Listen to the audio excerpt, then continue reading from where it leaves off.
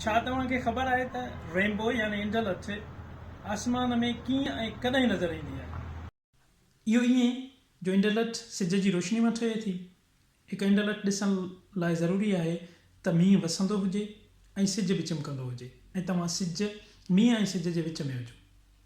आसमान में rain drops यानी मींहं कणनि ते जॾहिं सिज जी रोशनी पवे थी तॾहिं उहा सिज जी अछी रोशनी मुख़्तलिफ़ रंगनि ॻाढ़े, नारंगी, फिके, साए, नीरे, वाङणाई ऐं इंडिगो में पखिड़िजी वञे थी।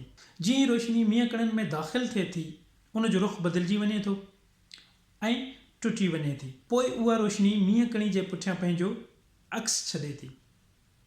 उन अक्स छॾण सां आसमान में मुख़्तलिफ़ रंगनि जी लठ ठहे थी ऐं जॾहिं पोइ उहा रोशनी उन मींहं कणी खे छॾे थी त मुख़्तलिफ़ रंगनि में विरहाइजी वञे थी। इंडलठ बाबति मुकमल ॼाण मुकमल सम्झाणी फ़क़ति आइज़ैक न्यूटन ॾिनी।